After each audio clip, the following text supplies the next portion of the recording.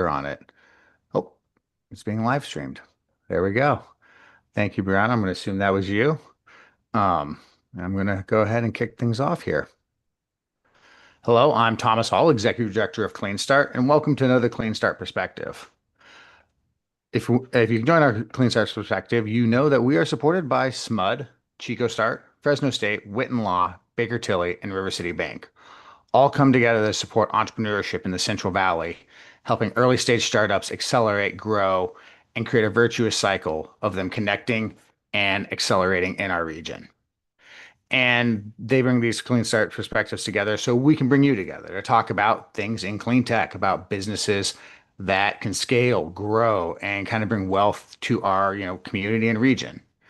Now, this discussion, we're going to be focusing on, buildings and building innovation. And one thing that has, if you've been in the building innovations place, one thing that's probably frustrated with you if you have a, technology is why isn't this great technology getting everywhere?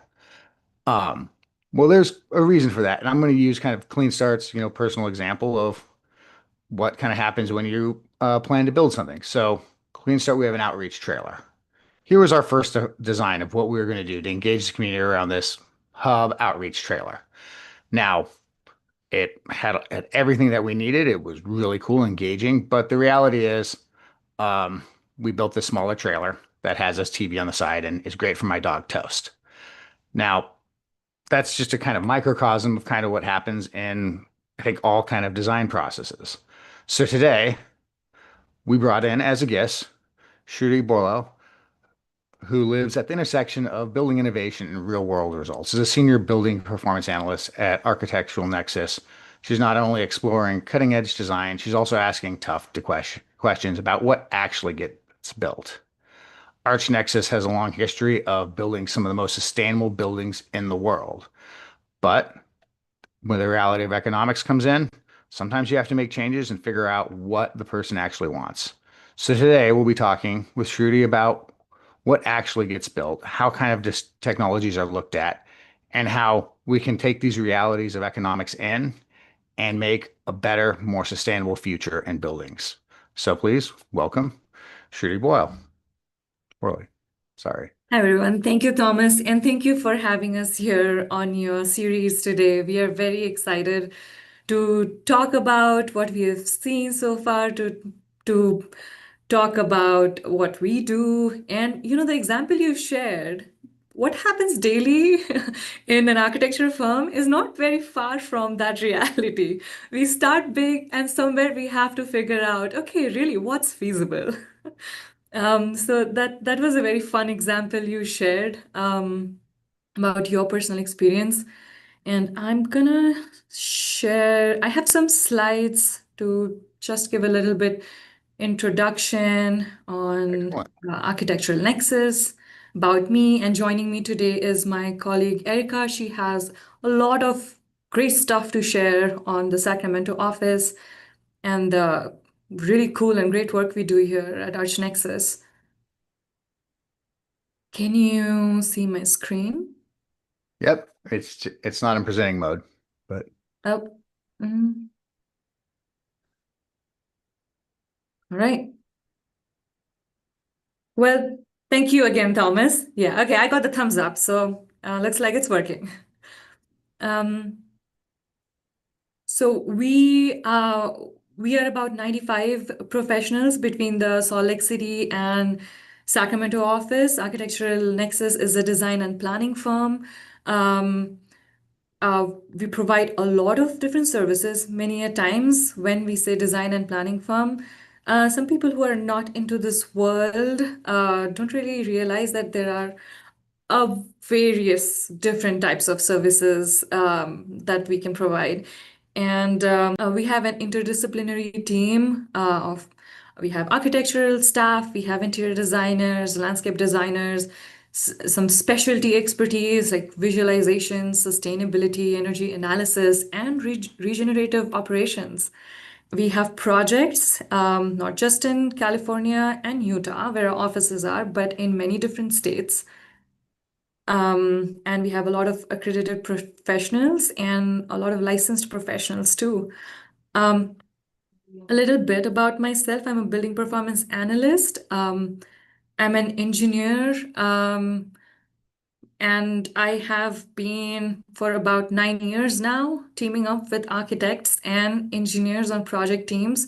Um, and using analysis and data-driven approach to inform goals and decisions on these projects. And so far, I think I have used this approach on over 9 million square feet of various building types.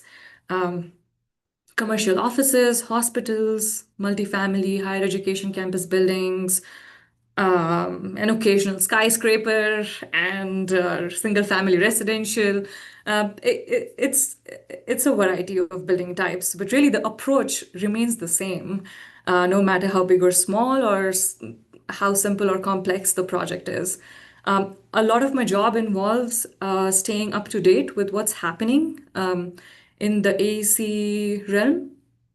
That means keeping up with the policies, the codes, the technology coming out there, the tools to evaluate these technologies, and really bring the best to the table so that we can figure out what's the most feasible and sustainable and good solution for our clients and our projects.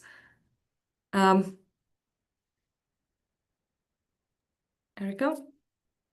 All right. Hi. Like Shruti mentioned, my name is Erica McBride. I am the Regenerative Operations Manager for Architectural Nexus. And basically what that means is our two offices are certified living buildings. And if you're not familiar with the Living Building Challenge, it's basically just the most rigorous green building certification that's out there. So the buildings have to be net positive energy, net positive water. They have to use all good building materials. Indoor air quality plays a part. Biophilic design, natural elements that go into the building. It's similar to LEED, only it's just a little more extended. So my job on a day-to-day is to maintain our two living buildings. So all the systems that are inside the buildings, which we'll talk about a little bit, that's my job to maintain those. There aren't very many people in the world that know how to maintain a green building. It's becoming more and more prominent. Some of the pictures that you're looking at right now, this is a gray water system. This is our Sacramento gray water system. So our Sacramento office uses gray water for two things. One is toilet flushing. So it uses about 1/10 of a gallon of water, very little water for flushing. It's a vacuum flush toilet, so it uses air to move waste versus water. But the water's there for the cleanliness factor for the toilet. And then we also use a gray water for watering our living wall. We have a 30-foot living wall in the front of our office. And we utilize this water to water that wall. The water is collected through hand sinks, dishwashers, and showers that we have within our building. This is just an image that we put in here.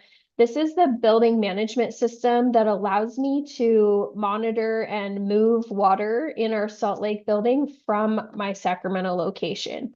So I can use this system to turn on pumps and move water from one place to another if it's needed. The system also does move water on its own.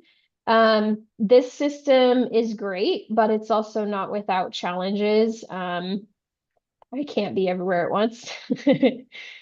This is an image of the composting toilet system that we have within our Sacramento office. So we are composting human waste in this office.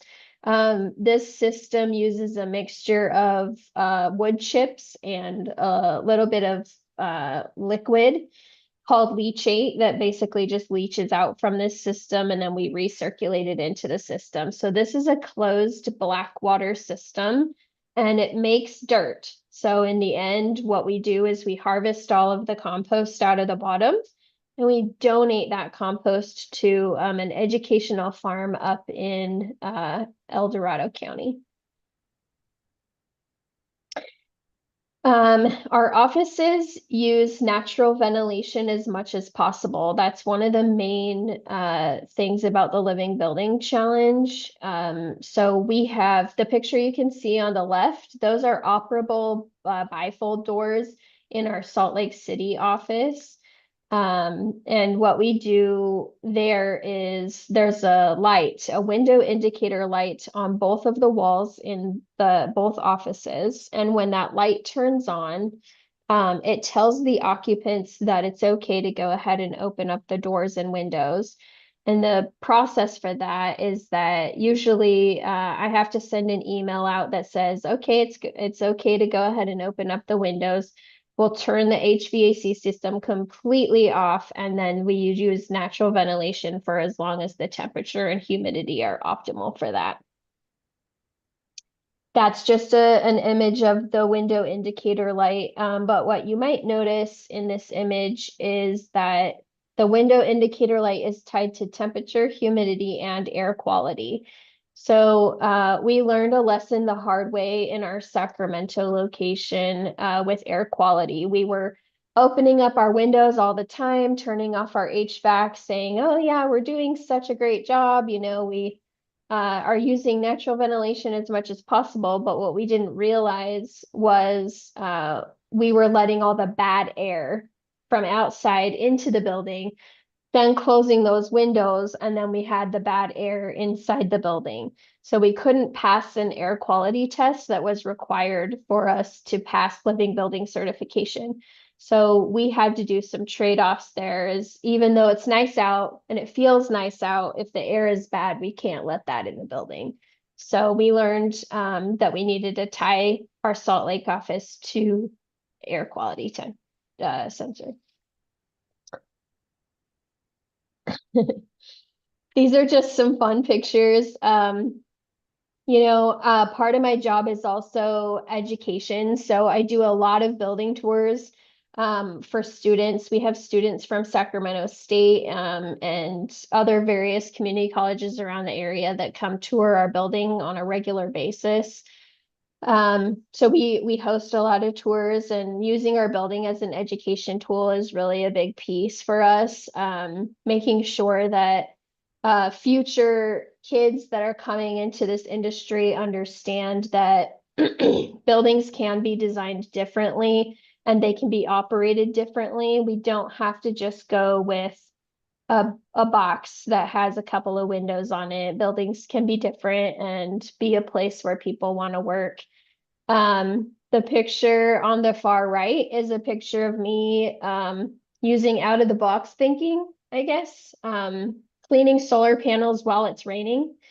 So I go up there when it's raining and I squeegee our 324 solar panels. I don't finish them all in one day, but it's free water and that's the way we do it. Picture on the left is me inside of a rainwater cistern. So we talk about building systems.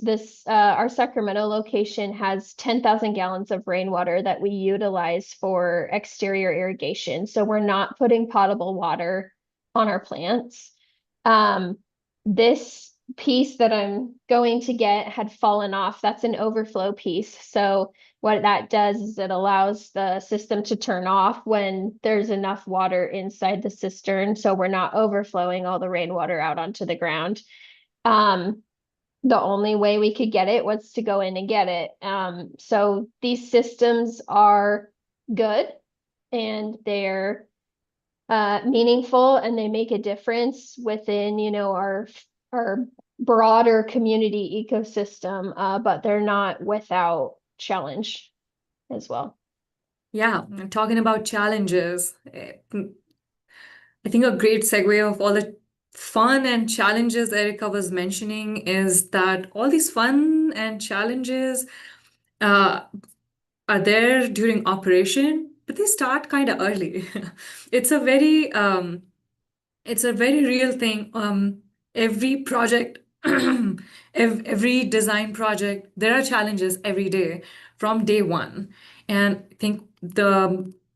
I believe my most important work comes in when I can rely on the experts around me, like Erica, to really understand the challenges of future and find a viable solution for the project teams and clients today.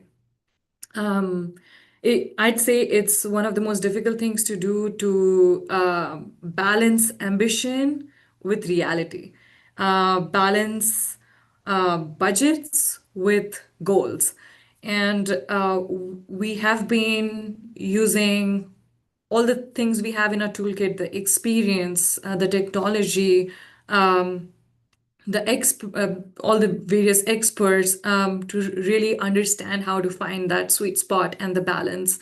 Um, and we really think that there is a process to get every project there.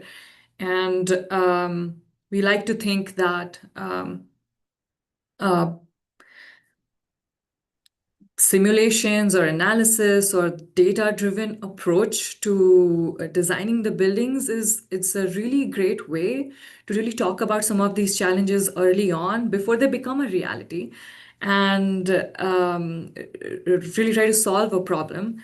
And I think it all these problem solving comes with really bringing the entire team together, discussing the solutions as a team, and continuing evaluation and evolution in what we bring out and put out in the built environment.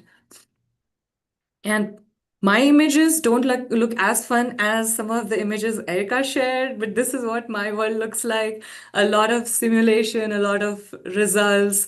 I chose the coolest looking graphics because I didn't want to share the boring tables and numbers and graphs, which are also very much part of my daily work. Really, all the work I do, the analysis, these results, they ultimately, my goal is really ultimately turning them into actionable steps, something that really gets the entire team closer to making a decision they would have otherwise not been able to make if following the conventional pathway. And with with all these advanced technologies coming out every day, and the projects getting more complex every day, the code's getting more complex, the goals getting more complex, it is so important that we utilize everything we have, under our belt to make a sound decision. And some of the examples I have thrown in here is like some of the energy models, some of the glare and daylight simulation, those spears, the fisheye images, some CFD analysis, and macro level analysis, micro level analysis. We sometimes go down deep into just one tiny space, understanding what's happening, how is the window impacting the conditions, how is changing the insulation impacting the conditions inside. Is it really helping? We look at all different aspects of the building to figure out what's going to be the best solution. Well, And I I think that, yeah, I think that's a great summary of kind of where it started, loaded me up with a lot of questions. Um, so I guess my first kind of question is, you talk about bringing a lot of teams together, the architects, the engineers, the owners, and I think of the owners, they're kind of the economic buyers on this. So what kind of, I guess, translation or communication goes, between, I guess, I can imagine the architects and the engineers and their kind of communications, and then going and taking that to the economic buyer, the person who's going to be financing the project. What type of, I guess communication changes end up happening in there that enable you to communicate effectively with that economic buyer? Yeah, and that's a great question. We have experienced that there's no straight one way to do that. Every client is different. Every client wants a different language. Even though ultimately it's all about the bottom line, there are a lot of other priorities and I guess goals that we try to incorporate into our language. So I'd say my answer is we adapt our language based on the client we are dealing with what is the priority. Um, and most of the times we try to um, look at the feasibility of the solutions or the design we are putting out in the way that, okay, this might, uh, because we're also trying to find a solution that meets the budget along Hmm. with the ambitious Yeah. goals.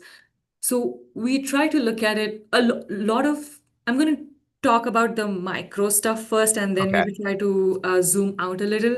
Take, for example, different systems. There are so many different systems, and you would say geothermal is so efficient. Why don't we see it everywhere? Hmm. Why is it not a norm? Because it's It's a good expensive. question.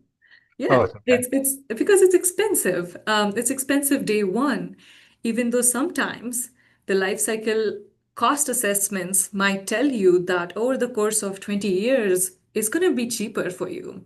But where does the client bring that extra dollar today? That's Hmm. the toughest challenge.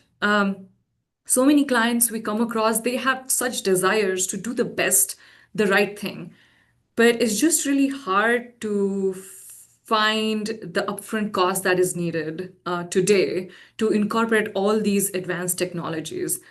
And California is doing something really cool. There is a grant by California Energy Commission, which kind of tries to solve this problem. That grant specifically is um, giving, I guess, funding to project teams to incorporate all these technologies today, day one. So, you're no longer fighting for where do we bring that extra amount from. We are giving you the funds. And then prove over the course of time how beneficial it was. And I guess, like for any technology, the more the demand is, the more there is competition to make it cheaper and better. And it just drives the market to a place where it becomes a more feasible technology or something that can be really thought of day one. What's a technology that, in a sustainable energy sense that you saw go from, this is, I wouldn't say fringe, but not mass adopted technology that, you're not seeing buildings pick up to being basically used everywhere. And what would you think or identify as, I guess, the tipping point or the thing that made that technology really just start clicking and scaling? Awareness, I'd say. Um, there's so much good stuff out there, but not much awareness. Mm-hmm. And I think platforms like these, what you're doing here, bringing all these different people from different areas to talk about the work they do, I think that's creating awareness. And I think what we have noticed is most of the times there are some really simple technologies or systems that can be incorporated that just don't get incorporated because either the design teams are not aware of it, the client has never been aware of it, and the teams have never put in the effort to educate, um, to really build in that confidence that, hey, this is simple. We can do this. And a great example would be uh, both of our offices, the Salt Lake City offices and Sacramento office, we use this really simple system, a really small relay that sits on top of all of our electrical panels. And it is simply connected to our alarm system, the building security alarm system. All it does is when Erica or anyone else, we turn on the alarm on the building, it sends a signal to that relay saying that shut off power to all these non-critical panels. And that's energy saving. That's thinking out of the box, thinking how can simple little things make a big impact. And most of the times when we bring this up on projects, teams are not aware of it. They're like, what is this again? Well, the code must be covering something. The energy codes do a great job. California's energy codes do a great job of really stretching and pushing the boundaries. But sometimes we can think a little beyond, utilize really simple stuff, which is simply missing because there hasn't been much awareness, and just make it part of the conventional normal design. Hmm. Um, so on these things, like how do you kind of evaluate, I guess, the return? We have a lot of things, we're like, okay, this offsets a lot of carbon, this improves, quality of life, but there's also kind of the economic return to it.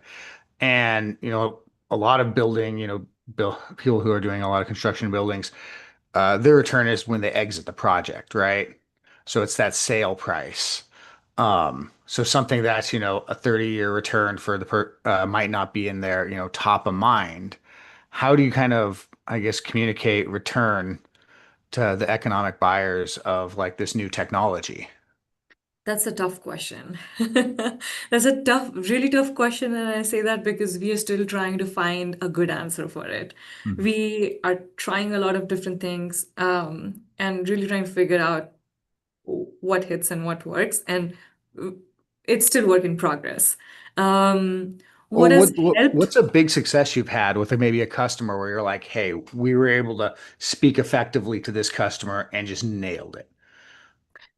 Let me think. Erica, if you have an example, jump in. I'm Yeah, thinking. we had a client that we did a library for in Salt Lake City, Daybreak Library.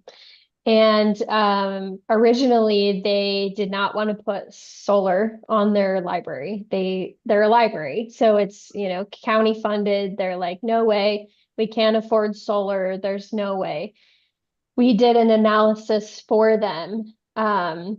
And without even really presenting it to them, we ended up putting solar in the project within budget that they weren't even aware of until later.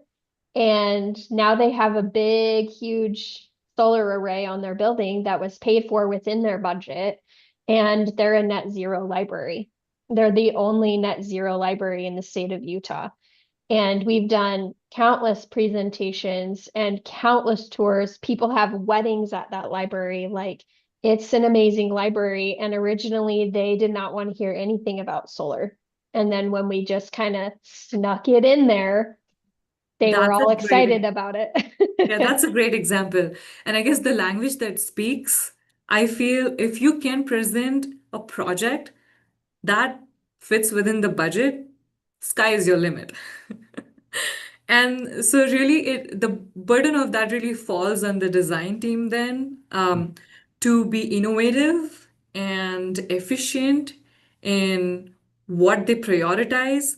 And I'm going to continue to take the example Erica used, that library. We knew we wanted to do something more with it, and we knew we cannot go ask for more. We Mhm. have this budget, we have this timeline, and we need to deliver something extraordinary. Can we do it? Because that's the case. I think if day one, we can convince that this building had all these great features and it's still not hurting your economic equation, Mhm. everyone would like it. It's a win-win for everyone. Um, the design team, the client, the planet. Um, I'd say our process was very unique too, how we approached it. And that's what we are trying to do on most of our projects, is when we think about 10 different things that need to be done on a project, we try to figure out the priorities. What's going to have the biggest impact? Can we reduce something so that that budget can be taken and put somewhere else? For example, uh, this library Erica mentioned, um, we could have chosen to put a lot of glass in a lot of places on the building to, bring in more daylight and have this feeling that, oh, you're connected with outdoors. But we instead chose to put that glass on specific strategic locations, which still meets the intent of connecting to outdoors and having those views and bringing in more daylight. And all that extra money that was saved was put somewhere else. For example, to the solar. Um, and we found similar efficiencies throughout all the systems. So I'd say it's a systems approach. It's you have to think with all the systems coming together, and you have to have all the team members putting their brain power together and really working as a unit to find these trade-offs and synergies to figure out what can go and what can stay and what can increase. So I think that's a great example. Yeah, I like how that highlights that it's a collaborative effort. Because I was thinking, when was the last time you bought a car and they delivered something more and they're like, well, we were able to make something more fit in your budget. And but kind of on a similar thing is that you have a lot of things that you trade off, and these trade-offs can have some pretty big impacts. And one thing that I noticed watching, Erica's portion of the presentation as kind of the building manager was, getting down in there and in the rainwater cistern and fishing things out. Um, and if I was building a building or a building manager that might have input on it, and they're like, all right, so you're going to have to crank this thing to auger the gray and the black water. Um, that seems like a whole lot of extra work for a building manager that may or may not have a background in a whole lot of stuff. Um, and if I'm building a building, I might be like, okay, I might save some here, but if I have to pay a whole bunch for, a bunch of building managers, that doesn't appeal to me. Is there, how do you balance that portion of it? Yeah. That's always been an interesting thing to look at as well. So I don't have a background in building management. I had a passion of sustainability and kind of fell into building management. Um, I think that oftentimes what you have to find there is a passion in somebody, but that is a legitimate concern that we hear a lot from people. We're working with a client right now who has a lot of building managers and maintenance people because it's a very large campus type place. Mhm. We can't really say what it is, but and they constantly hear from their maintenance and their building management crew, we don't want new technologies because that's more effort for us to learn something. And that's more effort for us to maintain it. And it's more effort, but ultimately, it, you have to kind of find that balance between um, we're willing to provide building management and maintenance crews new technologies that will actually help better the the building or the place that they're working in, but also you have to give them a seat at the table from the beginning.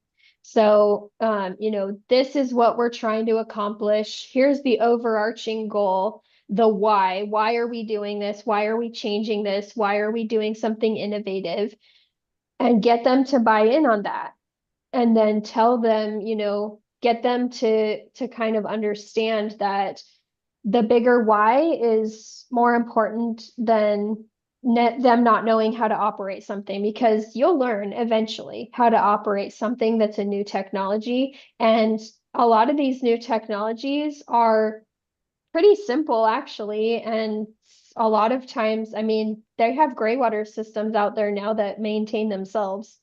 And so it's really something that you just have to give them a seat at the table from the beginning, and you really have to get them to buy in on the why. Why are we changing this? And then I think you'll ultimately fall into a building manager or a maintenance person that really understands that the importance of changing something. 100% agree. Our most successful projects are where the facility managers have been part of the project from day one. Yeah, and I think it's a space for innovation as well because, you know, there are these, of course, it can be kind of, hopefully innovated around on. Um, I know we have in our audience here Diana Eastman, who has, a building technology that I'm sure earlier she was, nodding heavily along with the how do you communicate this to people. But how do you guys discover, I guess, new technologies or new innovations? Um, Shruti, you mentioned keeping up with everything is half of your job. How do you stay up to date and find, new technologies that someone like Diana might have and incorporate it in things? Um, I'd say I have a lot of resources.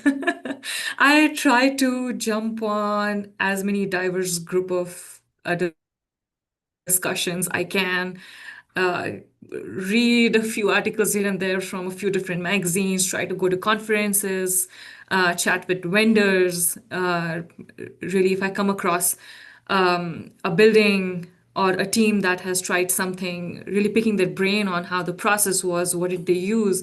Really, I think just keeping up the communication channels open and really absorbing whatever you can get your hands on.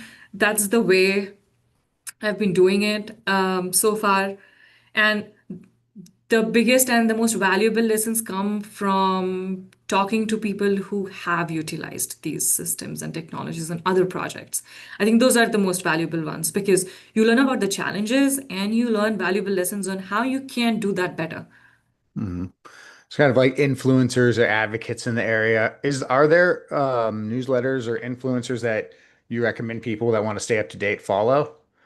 Oh, I don't know if I have I'll have a list going on right off the top of my mind right now.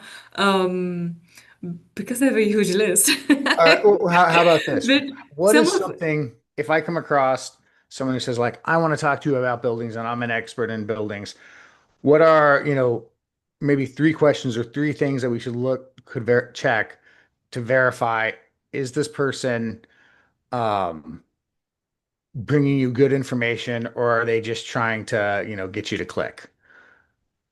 um How do you sort who's giving you good information and who's, maybe stringing you along for something else?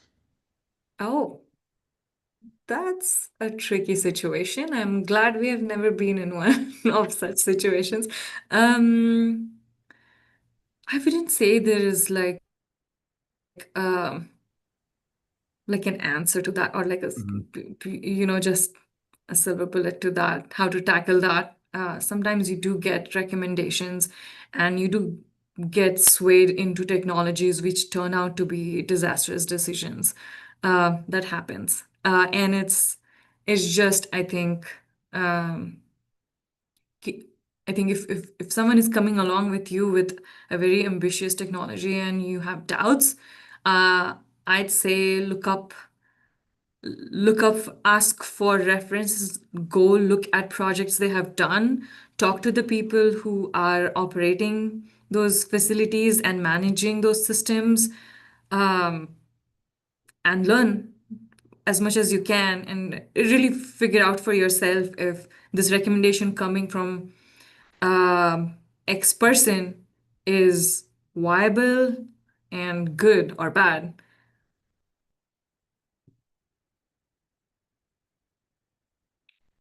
I think we lost Thomas.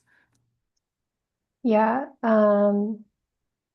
I would also say to that question, that has on a smaller scale happened to us in the Sacramento location, where we trusted what we were being told by the vendor of our living wall and them telling us how it should or shouldn't be maintained and how it will never need maintenance and it's the easiest thing in the world uh, to maintain. And that ended up not being the case. And I think in hindsight, had we done a little more research rather than just going with the lowest bidder, um, we would be in a different situation. Our living wall in Sacramento, we've been in this building for almost 10 years, and we've had to redo our living wall uh, about 3 times, 2.5 times. And plants are expensive, and it's a 30-foot wall, and it's not cheap to redo. And so I think getting those recommendations would have made more of a difference for us, for sure. He's back. Yeah, there's Thomas. Um, so what's the highest return opportunity that Excellent conversation. Oh, Without me there. yeah. Um, But Barry let's had a question. go for it. Yeah, I was just wondering, you know, in all the stuff that you've done working with clients, anything jump out at you as, this is a really high return opportunity that most people are overlooking or won't pick up on. Have you seen something like that? Where are the overlooked opportunities here we're missing? My opinion, well, Shruti probably has a different opinion than me. One of the biggest opportunities that I think people are missing is capturing rainwater for irrigation. Um, Not a lot of buildings do it, and they would rather, and that's because water is kind of an undervalued resource, in my opinion. But ultimately, overall, if you're only irrigating your landscape with rainwater, assuming that it's feasible, you don't have like a giant like football field or something like that. Um, it makes more sense to do that versus paying an extravagant water bill for watering Well, just a small amount of plants. I agree with the sentiment there. Yeah. Although I would add to this that um, working out the economics on anything that is related to water is such a tough thing. Our water is so cheap. And when clients come back asking for what's the return on investment, it's not gonna pay out. Never It's gonna not pay about out. the return on investment. And so trying to figure out a way, I think, as the policies get more stricter, we're seeing a shift in clients and projects' willingness to explore and entertain these ideas. Um, Even if they don't pan out, at least there is an element of education happening, and that's the first step. I think this willingness to get themselves educated about the possibility is a great first step. Eventually, we'll get to a place where it won't be just about being aware of it, and it will be more about willingness to incorporate in the project. But it has to start somewhere. What about technology? So California, it sounds like one of the big drivers of the change is kind of rules, codes, and regulations. And California, I guess, is on the frontier of rules, codes, and regulations often.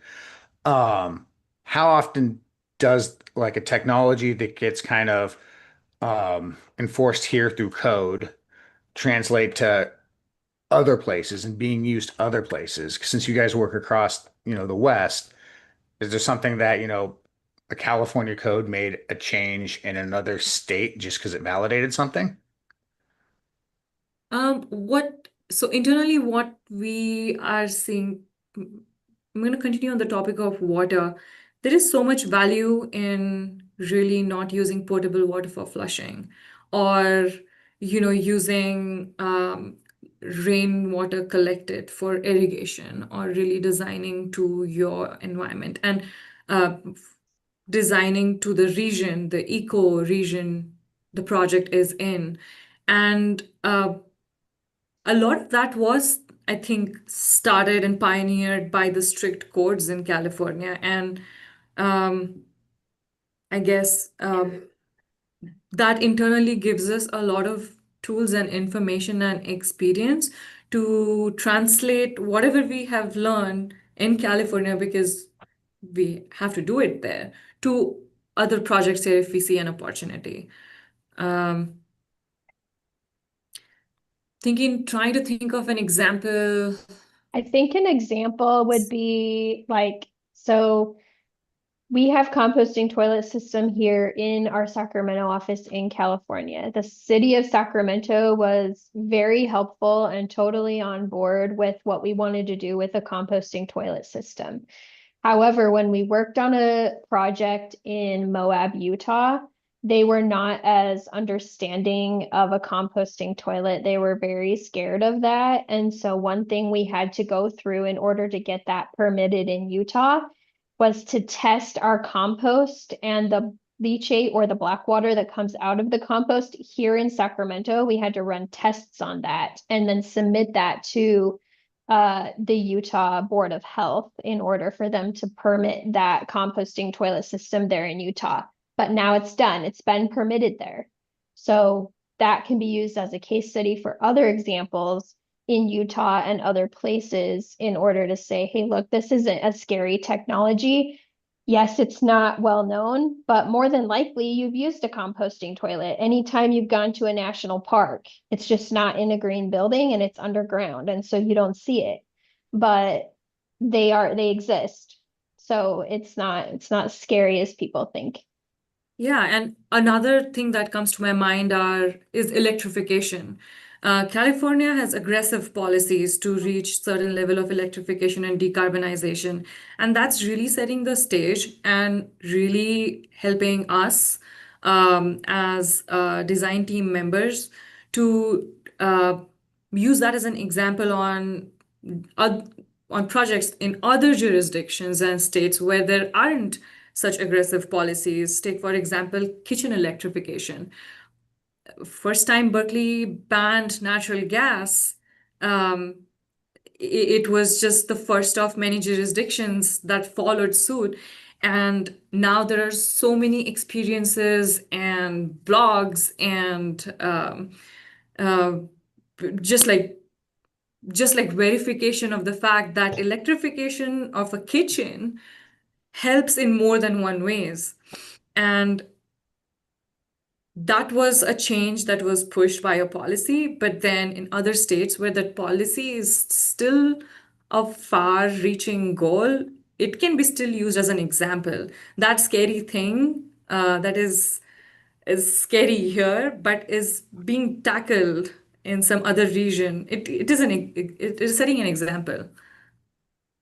All right. Well, as we kind of come up on the hour now, I want to hear kind of from both of you what excites you the most about, the future of green buildings or green building sustainability?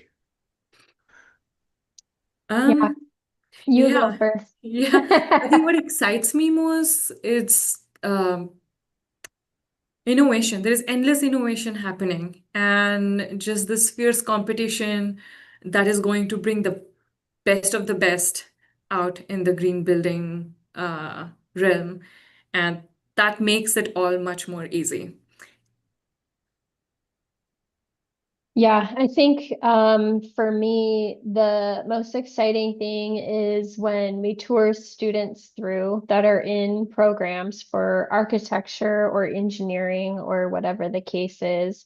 And we have them come through our building and we're showing them these technologies that are they're off the shelf technologies. They're not like anything custom. They're just, technologies that exist out in the world already. And they get excited. Like, we have solitubes in our office that are just these light tubes that come down from the roof, and all they do is reflect light to the ground. And every time someone comes in here and we say, there's no artificial lighting on in here, they're like, wow, that's so cool. That's so exciting. Like your office is so nice, all like daylit and stuff. And I think just them seeing the technologies that we have and understanding that like they're not they're not scary or hard or whatever, and they can go in any application really.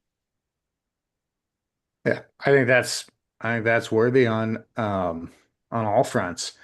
I do want to, before we head out, I want to address a question that we got from Diana Eastman. At CleanStart, we support a lot of innovative companies with new technologies.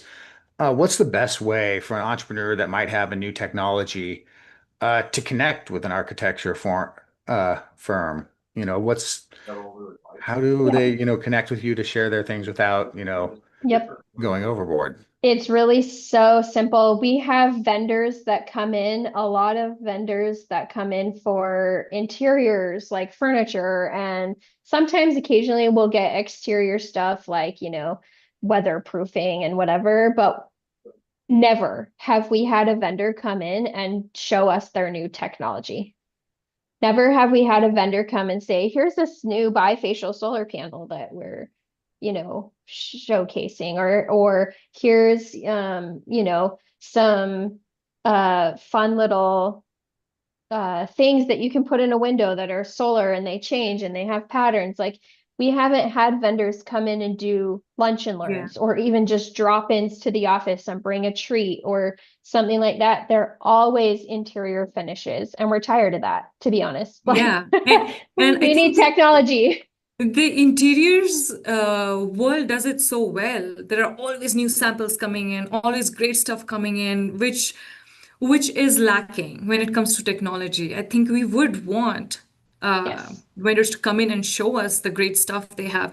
We had to go out of our way and do all that research all by ourselves, inviting people to talk about the technology when we worked on the California Energy Commission grant project.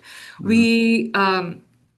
We just reached out and asked them to, okay, we are interested in this. Can you talk about it more? Show us how it works. Give us this data, and we try to incorporate into our analysis and make sense of what works out.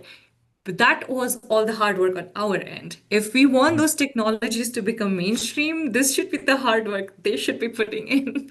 Yeah, like, we have Just people come talk to us. walk into our office all the time. Hey, I want to do like a 2 o'clock drop-in and I'll bring cookies. And can you have your architects come and like listen to my spiel? Yes, always. Like, we'll Yeah. always accommodate that kind of stuff. We, And So what I'm yeah, hearing is an I should example get a bunch of is entrepreneurs, get a bunch of cookies, and show up and have kind of a road show with you guys, right? yeah. yes, So yes, another good example is, so we were really interested in understanding the electrochromic glazing technology. We Mhm. really wanted to understand it because we often get clients who want to put glass in the most undesirable location possible, and we want to put out a good design which is not going to be uncomfortable, and we don't want people to be walking around in lobbies with sunglasses and hats on. And we were aware that there is such a technology, but we had no exposure. So we called the vendors. We asked for them to come to our office, replace this section so that we can test it out ourselves. We can experience how this entire technology works, and if it's good, bad, what are the challenges. And so we go out of our way to reach out to all these technologies to test them and understand before we can really put it out on projects. And I think one less hurdle for us would be if those technologies came to us. yes, agreed. All right. I think that's a good place to end on. I think that's some really good information. Diana Um, has a question. oh, Her question right. is there a best practice method for a technology to introduce itself to an architecture firm? Yeah, that's That was what the one we I just just asked. answered. Yeah. Oh, okay, okay. That was the one. Did we answer your question? Yes, I'll give you a ring. Do it. Come I, by I can imagine anytime. who's going to bring you cookies soon. What kind do you like? Any sugar. The architects eat any sugar. So Super, super.